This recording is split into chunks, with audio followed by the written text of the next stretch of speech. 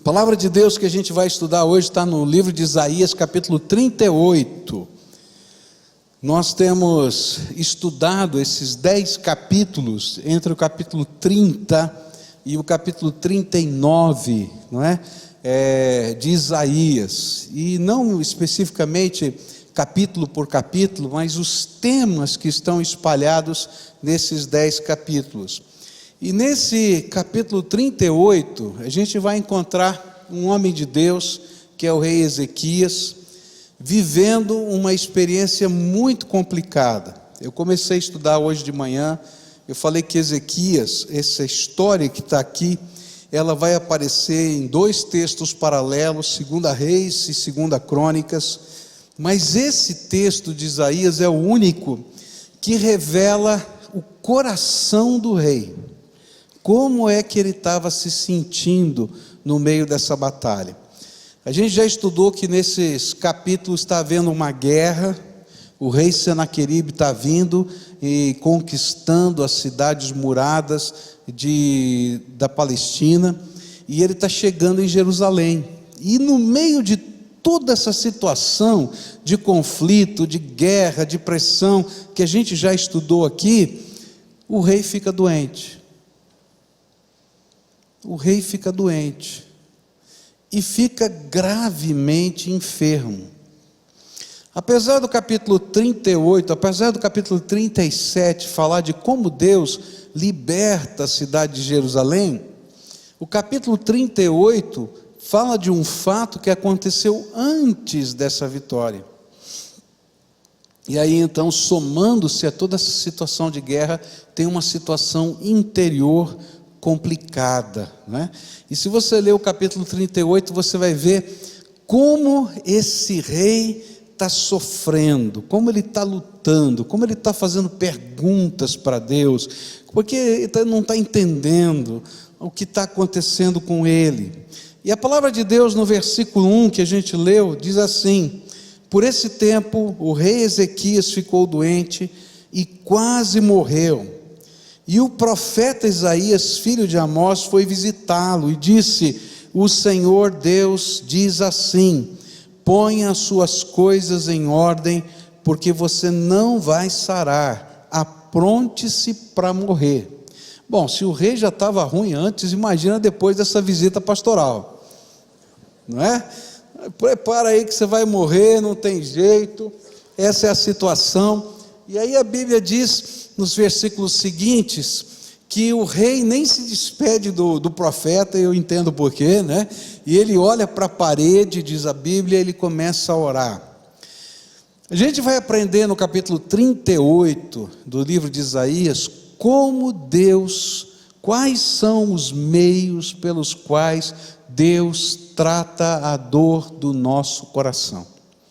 E aí o primeiro meio que nós estudamos hoje pela manhã foi a oração.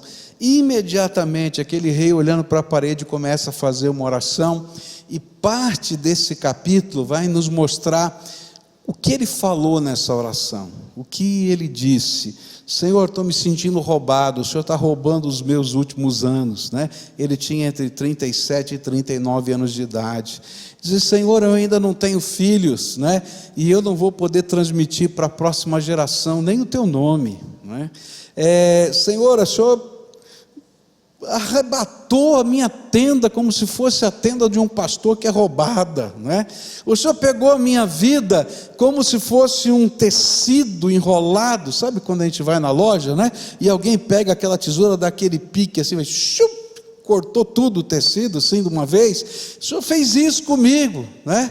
E o pior é que não adianta nada, né? Nem a gente falar com o Senhor, porque o Senhor é dono de tudo.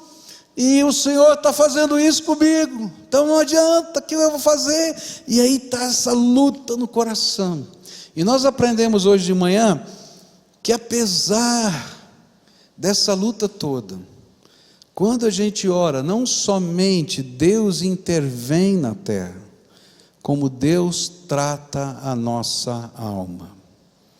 E aí a gente viu hoje de manhã como Deus foi tratando o coração desse servo de Deus através da oração. A segunda coisa que a gente viu hoje de manhã foi que Deus tem uma outra ferramenta, que era o profeta. E nós vimos que tanto a palavra dura, você vai morrer, quanto a palavra que ele trouxe em seguida, porque a palavra de Deus diz que depois dessa oração, olhando para a parede, Deus toca o coração de Isaías, que estava lá no pátio já do castelo, lá no pátio do palácio, tá? E Deus diz para ele: volta lá, Isaías, porque eu ouvi a oração, eu vi as lágrimas do meu servo, e você vai dizer para ele que eu vou curá-lo e vou acrescentar à vida dele 15 anos. E ele volta. E nós aprendemos que uma outra maneira de Deus tratar o nosso coração e as nossas dores é quando Ele usa profetas, quando Ele usa homens de Deus para ministrar na nossa vida. E que tanto as palavras duras, quanto as palavras de consolo, todas elas são palavra de Deus para bênção na nossa vida. E quando chega no versículo 17, o rei vai dizer assim: foi para o meu bem que tudo isso aconteceu. Só quem é ministrado por Deus pode olhar para a desgraceira toda e dizer: louvado seja o teu nome, Senhor, porque o Senhor tinha um propósito na minha vida e eu creio no teu propósito. Mas agora eu queria continuar. Tem duas outras coisas, dois outros meios pelos quais o Senhor trata a dor do nosso coração. Esses momentos de crise na nossa alma. Versículos 7 e 8 do livro de Isaías, capítulo 38, vão dizer assim: este é o sinal de que o Senhor fará o que prometeu. Farei a sombra do sol retroceder os 10 degraus que ela já cobriu da escadaria de Acás, e a luz do sol retrocedeu os 10 degraus que tinha avançado. Mas o livro de Reis nos dá mais detalhes a respeito da conversa de Ezequias com Isaías a respeito do sinal. E lá no capítulo 20, versículo 8, ele vai dizer assim: volta Isaías e diz: olha, o Senhor vai acrescentar 15 anos. E ele diz assim: Ezequias pergunta a Isaías: qual será o sinal de que o Senhor me curará, e de que de hoje a 3 dias subirei ao templo do Senhor?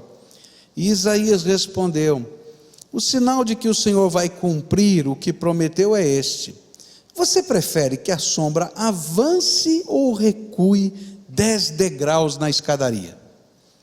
Disse Ezequias: como é fácil a sombra avançar 10 degraus, prefiro que ela recue 10 degraus. E então o profeta Isaías clamou ao Senhor, e este fez a sombra recuar os 10 degraus que havia descido na escadaria de Acás.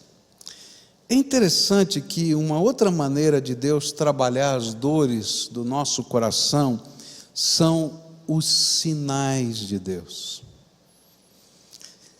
É tremendo isso, como Deus na sua misericórdia conhece o nosso coração e às vezes Ele marca a nossa vida com os seus sinais.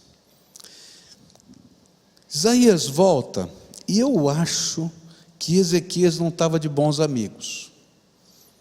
Fala a verdade, depois daquilo, fala a verdade, dessa visita pastoral, Ezequias volta. Eu acho que quando disseram para ele assim: o profeta voltou, e disse: outra vez, misericórdia.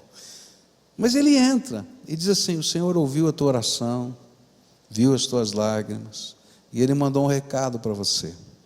Daqui a 3 dias, você vai poder entrar no templo para adorá-lo. Por quê? Toda vez que havia uma doença grave assim, a pessoa tinha que se apresentar ao sacerdote para ação de graças e dizer: olha, confere aí, está vendo como eu estou bom? Não é conversa mole, é verdade. Então eu vim aqui para adorar a Deus. E aí isso se tornava uma mensagem pública, ainda mais de um rei, E todo o povo adorava a Deus pelo milagre de Deus na vida do rei, ou na vida de qualquer pessoa. E então Deus diz para Isaías falar isso: olha, fala para o rei que daqui 3 dias ele vai ficar bom, mas que eu estou acrescentando à vida dele 15 anos. Naquela hora, eu acho que os 15 anos não fizeram conta para o rei, né? Se é 15, 5, 10, nessa hora ele não está nem aí. Ele ia pensar nos 15 anos mais na frente, né? Ele queria sair daquela encrenca. E aí, mas ele está com o coração machucado, doído, ele está chorando, o olho dele está vermelho, a alma dele está ferida. Ele diz assim: como é que eu posso ter certeza que esse negócio é verdade? Você chegou agora há pouco, me disse que eu ia morrer, agora diz que eu vou ficar bom. Qual das duas é verdade? E aí ele diz isso numa linguagem espiritual. Qual é o sinal de Deus de que isso vai acontecer? E é interessante que na nossa vida, nós precisamos de marcas de Deus na nossa experiência de fé. E são essas marcas de Deus que nos ajudam a fortalecer a fé em outros momentos da nossa vida. É interessante que em alguns momentos da minha história, eu trago na memória marcas preciosas de Deus. E foram essas marcas preciosas que me ajudaram a ter coragem para tomar atitudes de fé em outras circunstâncias da minha vida. Eu me lembro que quando Deus começou a trabalhar o meu coração para vir aqui para Curitiba, eu estava numa dúvida muito grande. Eu estava muito bem na cidade de São Paulo, a igreja me amava, eu amava aquela igreja.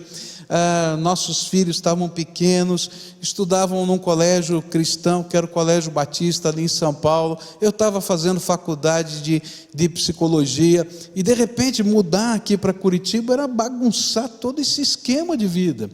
E era uma dificuldade muito grande. Nossa família é uma família muito unida, minha mãe dependia de mim, o meu sogro e minha sogra moravam no mesmo prédio de apartamento, né? Nós morávamos no 9º andar, eles moravam no 5º andar. Meu sogro deixava esse chinelo na sala e desaparecia, e subia lá para ver os netinhos, e a minha sogra ligava atrás e dizia: onde é que está o Zé? Ele está aqui. Largou o chinelo para não dar bronca nele. Daí ela subia junto também para brincar com os netinhos, e assim era aquela coisa toda. Então envolvia tanta coisa, tantas decisões.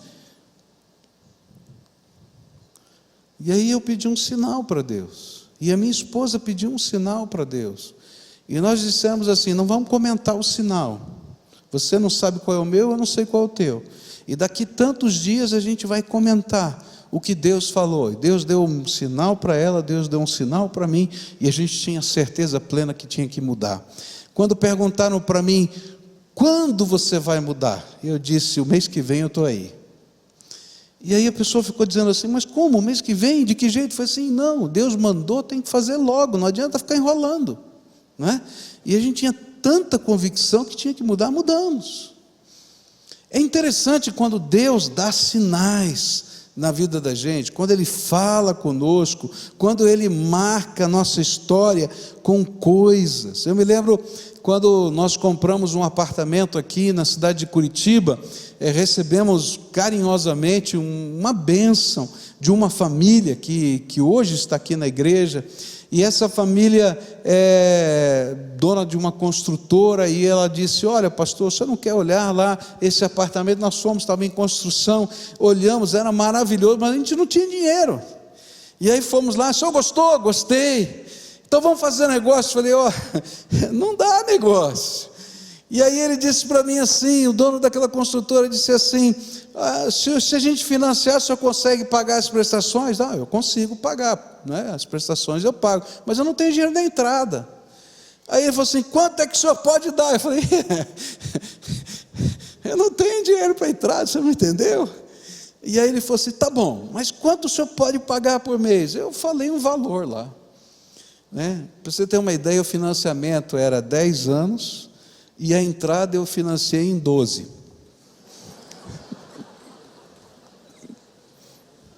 Entendeu? Milagre, né? Tá? Mas eu estava em dúvida. E aí, outra vez a gente foi para casa, ele falou: não, fiz aqui, apresentei a proposta, Vamos fechar? Eu disse: eu não posso, eu tenho que perguntar para Deus. Pastor, dá uma olhada aqui. Não, mas eu tenho que perguntar para Deus. E aí eu fui orar e pedi um sinal para Deus. E foi interessante que eu pedi um sinal e a minha esposa pediu outro. A minha esposa pediu o seguinte sinal: que se alguém desse uma oferta para nós naquele mês, nem que fosse de R$1, ela saberia que Deus nos daria o suprimento necessário para pagar essas duas prestações. Bem, durante aquela semana eu tive que resolver um problema lá no centro da cidade. Estava lá na Marechal Deodoro, bem no centro da cidade, perto ali do Correio, e esperando que a Cleusa ia passar com o carro para me pegar. Estava ali na calçada, passou uma senhora, e essa senhora disse: que bom, pastor, que eu vi o senhor. E ela não tinha me falado sinal nenhum, né? Era dela com Deus. Que bom, pastor, aleluia, viu o senhor? Eu falei: amém, aleluia, né? Aí ela pegou, abriu a carteira, pegou uma nota, né, da carteira e falou, colocou no meu bolso e disse assim: Deus me mandou dar isso para o senhor. Virou as costas e foi embora. Eu acho que ele deve ter ficado tão vermelho. Eu falei: o que essa mulher está fazendo? Eu não estou entendendo nada. Mas ela foi embora. E aí encostou o carro da Cleusa. Aí eu entrei no carro, a gente começou a sair. Eu falei assim: mulher, aconteceu um negócio tão esquisito agora. A mulher passou lá, cheia de glória, aleluia, né? Pegou lá, abriu a carteira, pegou essa nota, enfiou no meu bolso. Eu estava de paletó, enfiou no bolso do meu paletó. Então eu não estou entendendo nada. Aí a minha mulher começa a chorar, encosta o carro, que não conseguia dirigir. Falei: e agora, o que aconteceu? Né? E ela disse assim: não, esse é o sinal que eu pedi para Deus. Deus vai nos dar suprimento. Bom, mas eu não tinha recebido o meu sinal. Falei: tá bom, então vamos conversar com Deus, que eu quero ver o meu sinal. Eu tinha pedido para Deus me dar uma palavra na Bíblia a respeito desse assunto, e eu estava orando aquela semana toda e não tinha percebido.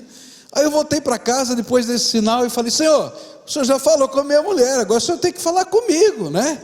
E aí eu abri a Bíblia num texto, e aquele texto foi impressionante. Assim: já vistes a terra, já vistes que é boa essa terra, por que te demoras em tomar posse dela? Aí eu...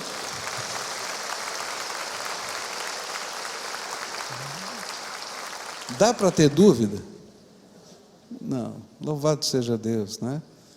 Já paguei, já vendi. Deus é bom. Deus é muito bom. Tá, tem os acordados aqui, ó. Deus é bom. É, isso mesmo.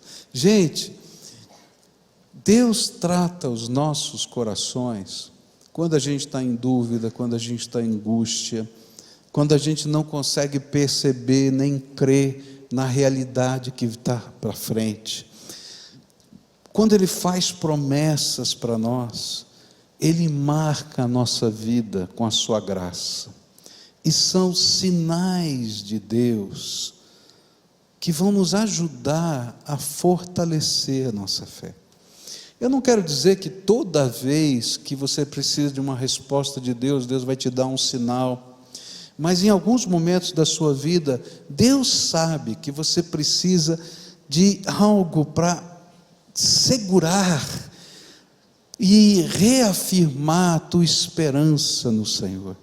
E nessas horas, como um Pai bendito, gracioso que Ele é, Ele marca a nossa história com as manifestações da graça dEle. É interessante porque o sinal não é a cura. A Bíblia vai dizer que esse sinal aconteceu 3 dias antes da cura. Mas a gente vai encontrar sinais na Bíblia que Deus dá e que vão levar anos para que se concretize esta palavra prometida no sinal. Até que Ezequias esperou só 3 dias, foi rápido, né? Mas a dor do coração era tão grande que eu acho que ele não ia conseguir crer no milagre esses 3 dias. Então Deus marcou a vida desse homem com alguma manifestação. Foi, na verdade, um milagre talvez maior até do que a própria cura, porque o relógio de sol voltou 10 degraus, não é? Da escadaria, ele marcava conforme a sombra ia marcando. Então o milagre foi cósmico, foi uma coisa tremenda, uma coisa doida. Eu acho assim que todo mundo ficou olhando lá e dizendo assim: não é possível, não é possível, não é possível.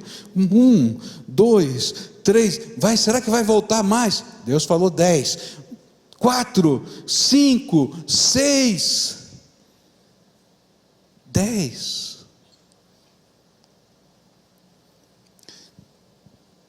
Mas eu tenho certeza que foi esse sinal que fez com que aquele homem saísse de olhar só para a parede, para olhar com esperança para aquilo que Deus ia fazer na vida dele. Há momentos na nossa vida que a gente só consegue enxergar uma parede lisa e mais nada. E aí Deus tem que intervir. Ele intervém quando a gente está orando, Ele intervém quando os profetas de Deus ministram, mas Ele intervém quando a graça dEle vai gotejando sobre nós, e coisas dEle vão acontecendo no meio do caminho. São sinais de Deus, são manifestações da graça. Eu me lembro que o ano passado, nessa época do ano, nós estávamos vivendo um momento financeiro muito difícil, muito complicado, e eu tinha acabado de chegar de férias, eu estava tão desesperado, porque eu tinha chegado das férias e de repente apresentaram as contas para mim. Eu disse: está perdido, esse negócio aqui está tudo quebrado, como é que vai ser? E eu me lembro que eu comecei a orar, e disse: Senhor, eu não tenho condição. Quando a gente entrou nesse projeto de terminar a obra, foi o Senhor que me falou, mas eu não tenho condição, como é que vai ser? E aí a gente vê aqueles sinais da graça de Deus. Os problemas eram muito grandes, e eu precisava de um sinal grande. E naquela noite, às 11 horas da noite, eu recebo um telefonema na minha casa, e um irmão disse assim: estou sabendo do que está acontecendo, e nós nos reunimos aqui enquanto família e decidimos fazer uma oferta especial de amor para esse momento na igreja de R$400 mil. O dinheiro era muito, mas todo o conjunto era grande demais. Era como se Deus estivesse dizendo assim: filho, o problema é meu. Sou eu que falo, sou eu que toco, eu sou o dono da prata, sou o dono do ouro, eu sou o dono da tua vida, eu sou o dono dos projetos, então agora continua andando comigo. Olha, durante aquele ano eu tive um monte de problemas, mas aquele sinal me ajudou a pensar assim: bom, isso não é mais problema meu, é problema de Deus. Então eu falava: Senhor, está contigo, e Deus vai fazendo. Não é porque está contigo, acabou. Não, porque Ele me deu autorização para fazer isso. Deus trata a dor do nosso coração quando Ele manifesta a graça sobre a nossa vida. E aí Ele marca com os seus sinais. Os sinais são milagres didáticos de Deus na nossa história. É interessante isso, não é? Existe a palavra milagre na Bíblia e existe a palavra sinal, e lá no livro do João ele vai falar dos sinais, vai falar que aqueles milagres eram milagres didáticos de Deus. Ele estava querendo ensinar alguma coisa, e o que ele estava ensinando é que o Deus vivo e todo-poderoso sabe que às vezes nós estamos tão abalados que não conseguimos crer nas suas promessas, e então Ele nos ajuda a crer.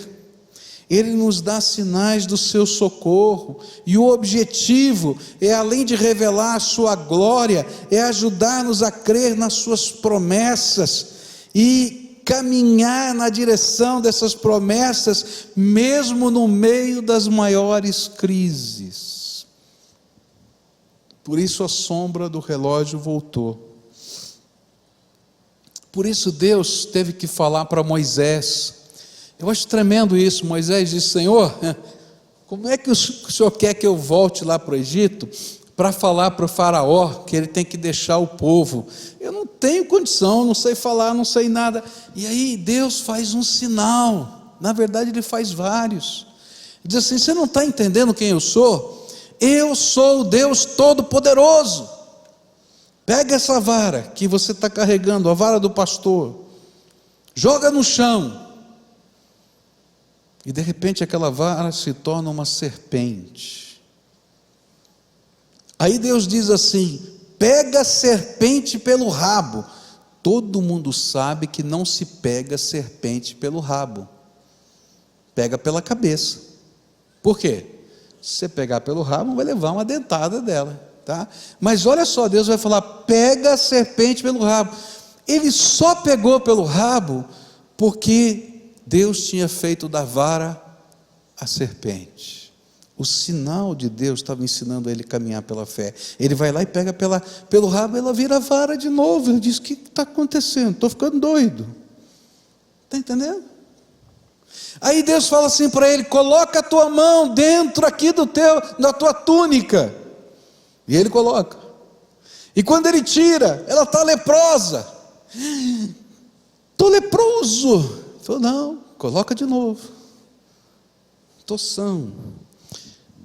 Vida e morte, tempo, projetos, lutas, dores da alma, tudo está debaixo do controle do Deus vivo e todo-poderoso.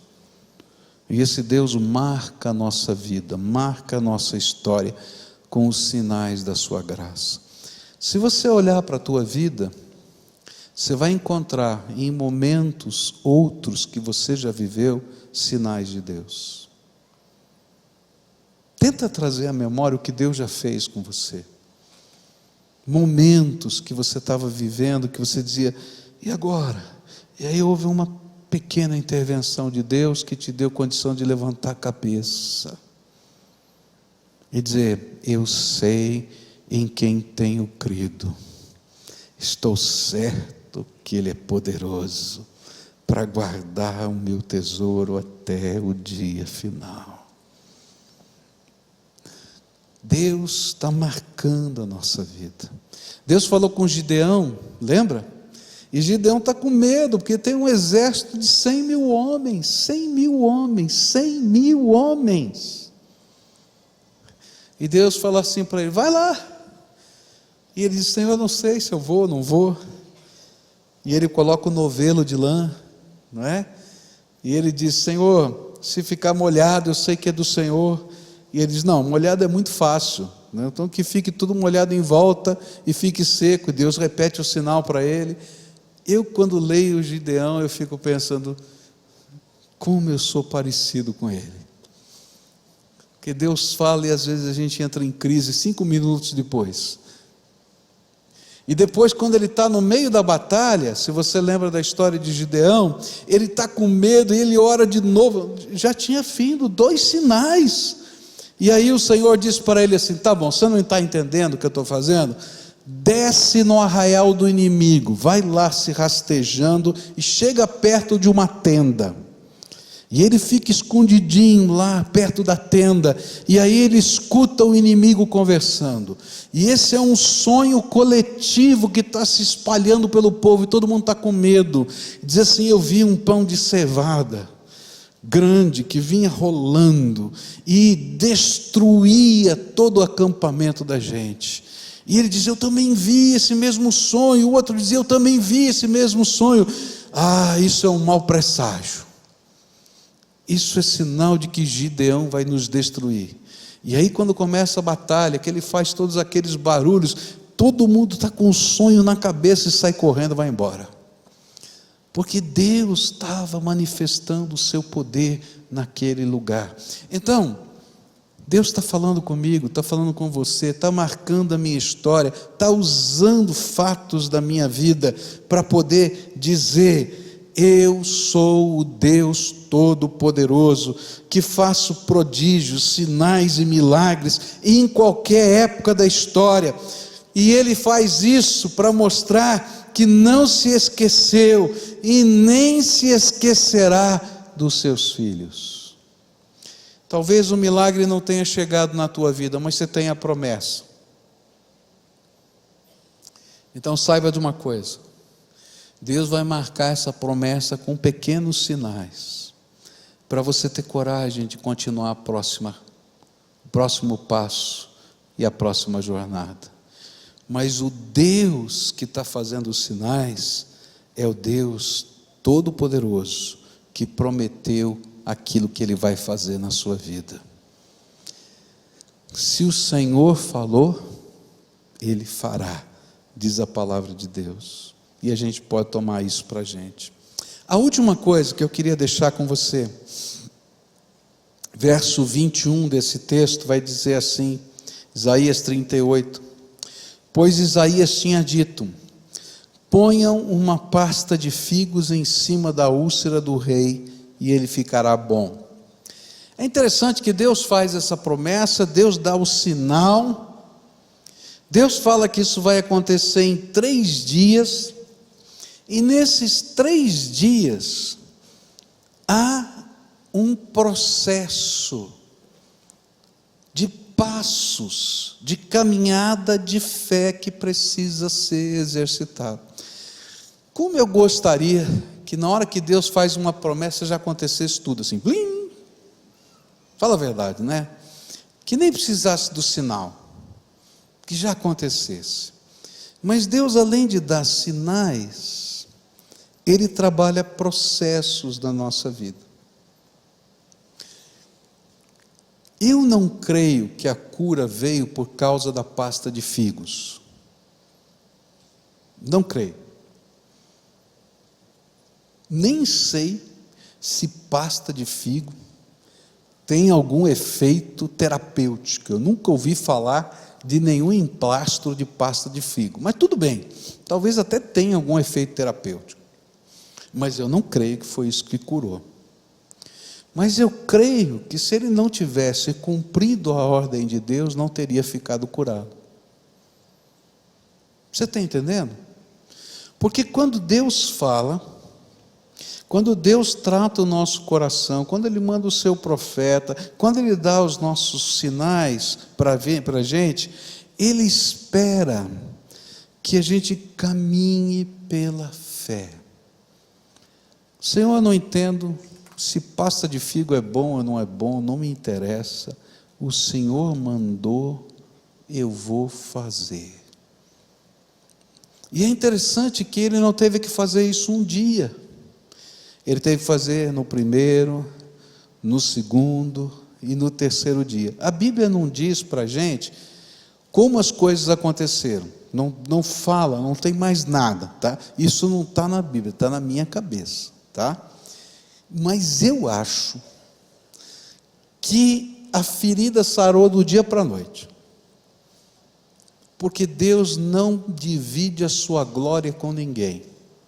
E para que ninguém imaginasse que pasta de figo era o remédio santo, Deus vai fazer um milagre do dia para a noite, para dizer: sou eu, mas você participou pela fé caminhando comigo.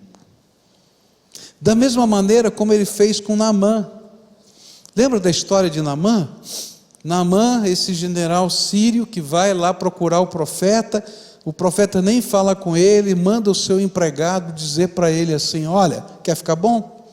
Então o Deus Todo-Poderoso vai te curar, mas você tem que se mergulhar no Rio Jordão 7 vezes. Ele fica bravo, diz: esse negócio 7 vezes, tem rio melhor lá na minha terra, para que eu vou mergulhar aqui? Tá? Mas aí os oficiais dele dizem assim: general, se fosse uma coisa muito difícil, o senhor faria, mergulhe 7 vezes. E ele mergulha a primeira, a segunda, a terceira, E a Bíblia fala que só na 7ª vez a pele dele se tornou uma pele tão bonita como de um neném. Queridos, não tem outro jeito. Quando Deus está tratando as dores do nosso coração, Ele fala conosco, Ele ministra na nossa alma através da oração, mas chega um momento que Ele marca a nossa vida dizendo: é verdade, eu sou poderoso, sou capaz de fazer, mas chega um momento que Ele diz assim para a gente: você quer andar comigo? E quer andar comigo por fé? Porque sem fé é impossível agradar a Deus.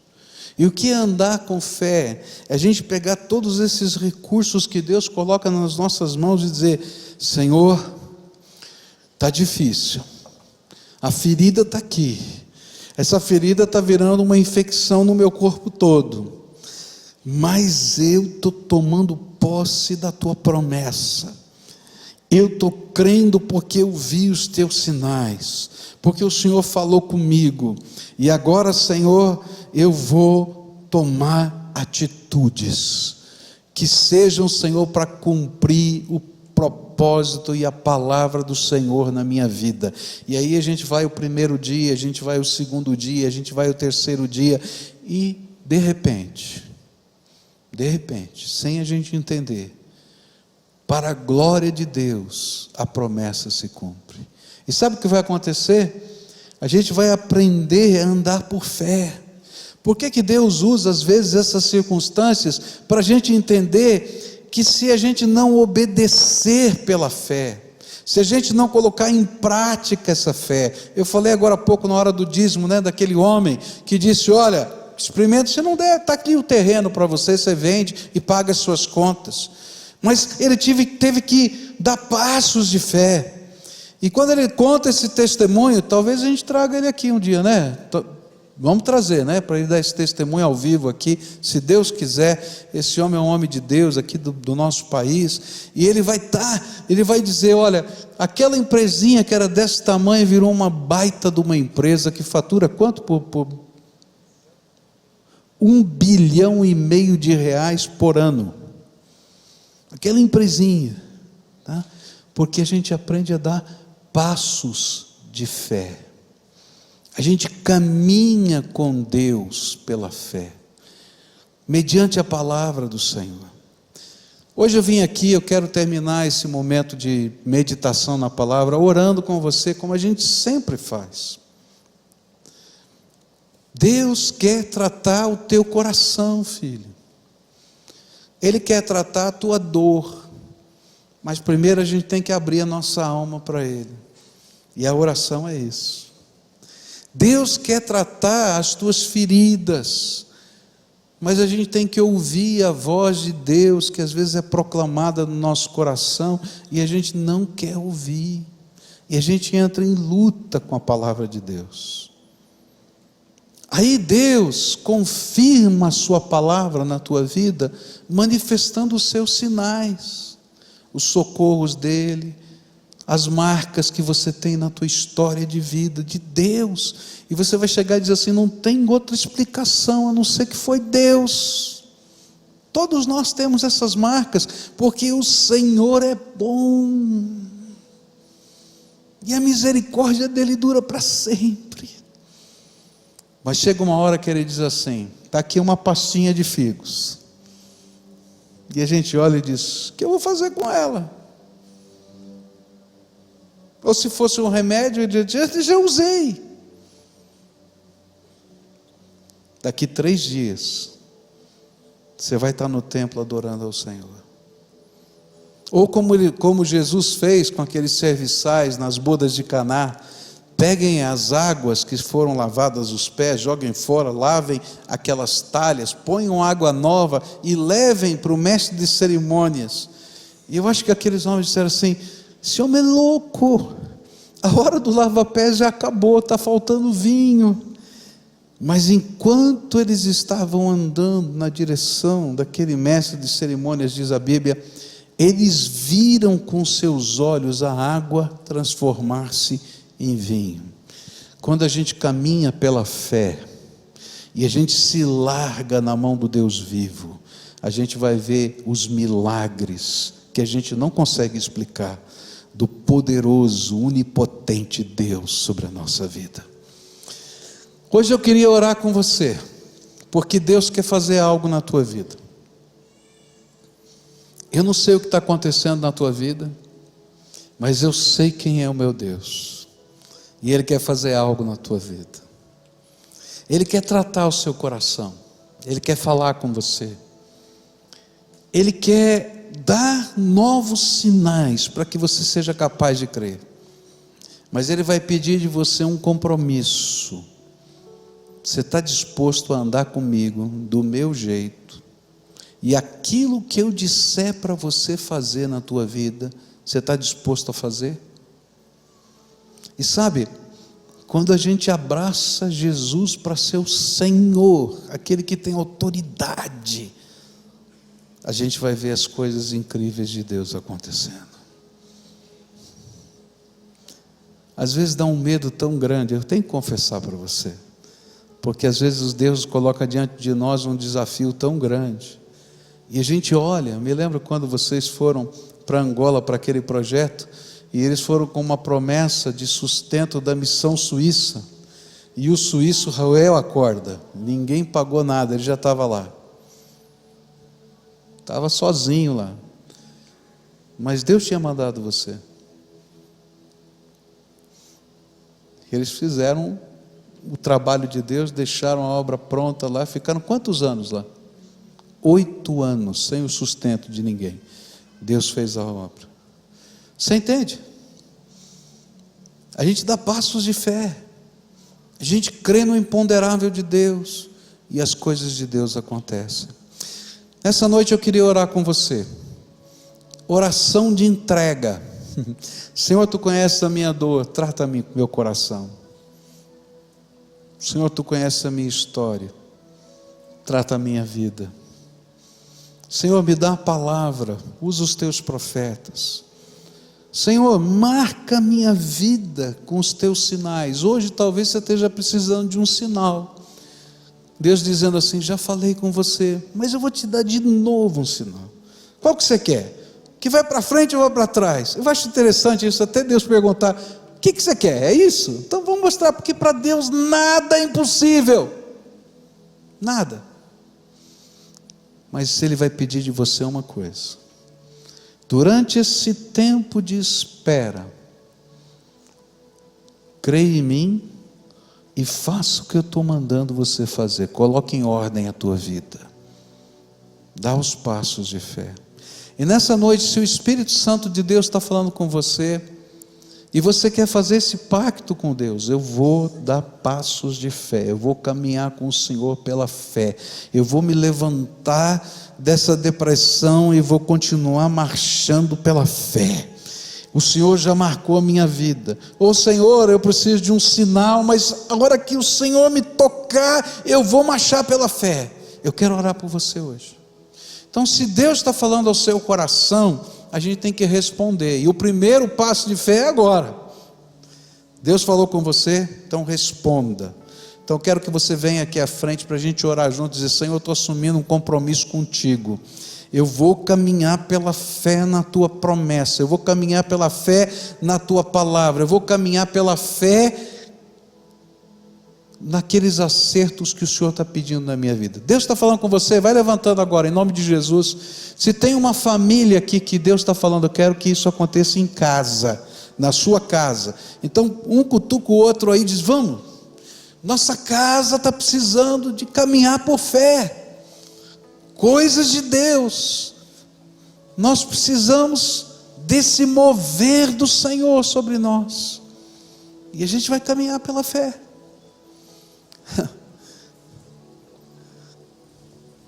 A gente vai ouvindo a voz do Senhor, vai vendo as marcas dele na nossa vida. Vai passar a pasta de figo. Primeiro dia, segundo dia, a gente disse: e agora, hein, Senhor? Segundo dia, terceiro dia, até que de uma maneira que a gente não consegue entender.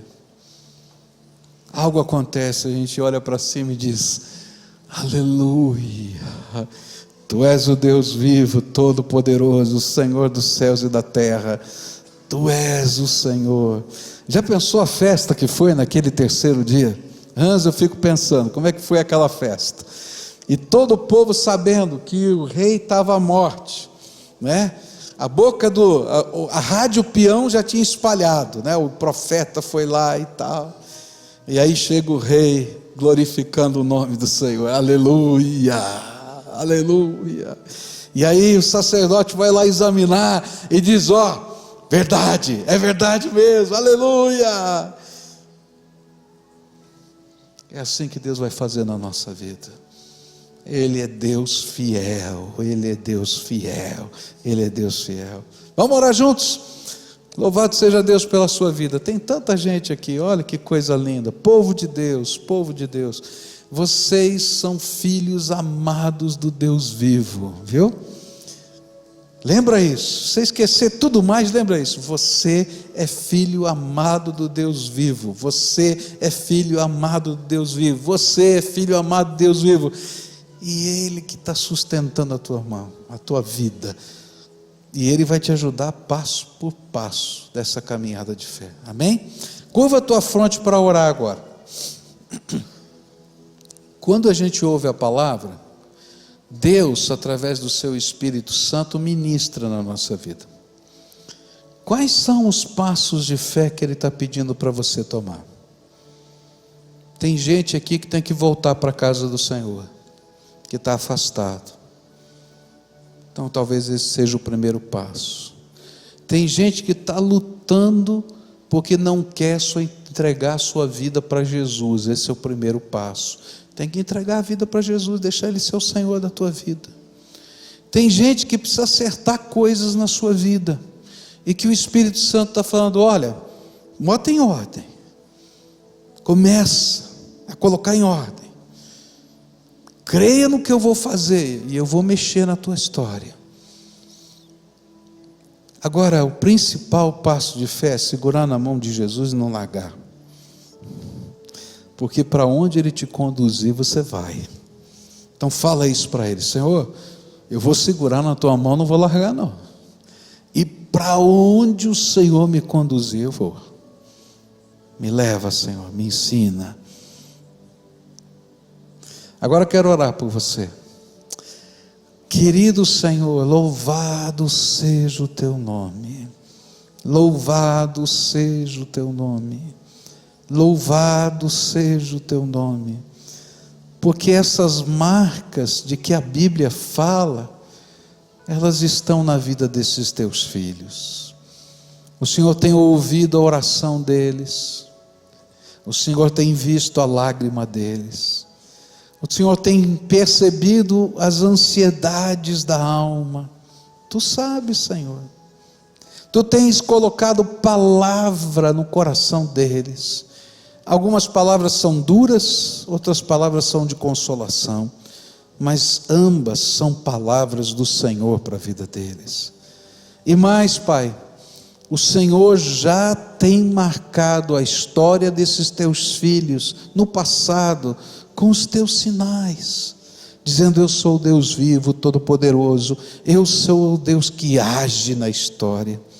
Então agora, Pai, no meio dessa luta, dessa provação, dessa dificuldade, marca de novo a vida dos teus filhos. Eu não sei, Pai, quais os sinais do Senhor, mas eles precisam de milagres didáticos do Senhor sobre eles. Então o Senhor começa a realizar milagres didáticos, porque alguns estão com a fé arrebentada, Senhor. Eles estão dizendo: Senhor, eu não sei se eu consigo deixar de olhar para a parede lisa que está do meu lado. Eu não quero ver ninguém, não quero falar com ninguém. Senhor, nessa hora vem agora com o teu Espírito e começa a derramar os teus sinais. E Senhor, que eles vejam, Senhor, nas circunstâncias, que eles vejam, Senhor, na alma, que eles percebam, Senhor, no caminhar da vida, as marcas da graça do Senhor. Ó Pai, podem ser grandiosas, como aquela que aconteceu na vida de Ezequias, o sol caminhar para trás. ou podem ser, Senhor, tão simples quanto aquela que Elias perguntou ao seu servo, não é? Onde está? Tem lá alguma nuvenzinha lá no mar? E alguém disse para ele: tem uma nuvenzinha pequenininha do tamanho de um punho. E ele se levanta e diz: Senhor, obrigado, porque o teu sinal da chuva está chegando. Oh Pai, revela, Senhor, a tua grandeza. Mas esse povo que está aqui hoje assume um pacto contigo. Eles estão dizendo: Jesus, eu vou segurar na tua mão e vou caminhar pela fé no meio dessa luta até o dia da vitória, porque eu sei em quem tenho crido e estou certo que Ele é poderoso para guardar o meu tesouro até o dia final. Senhor, segura na mão do teu povo, e agora que eles se sintam abraçados pelo Senhor, amados pelo Senhor, derrama, Pai, derrama a unção do Senhor, derrama, Pai, que a alegria do Senhor venha, que a alegria do Senhor venha, que a alegria do Senhor venha, que a alegria do Senhor venha. Vai, Senhor, derrama da tua alegria, que os anjos do Senhor estejam agora passeando no meio do teu povo, e aqueles que não conseguem levantar, que eles ergam os teus filhos agora. Oh Senhor, revela a tua glória no meio de nós, porque tu és a nossa única esperança. Aquilo que Pedro falou é verdade: para quem iremos nós? Só tu tens as palavras de vida eterna, só o Senhor. E agora eu te peço, abençoa, abençoa, abençoa, abençoa, abençoa, abençoa, Senhor, na amplitude do que essa palavra possa significar no céu, não na terra, no céu. Abençoa esse teu povo, é aquilo que eu oro em nome de Jesus, amém.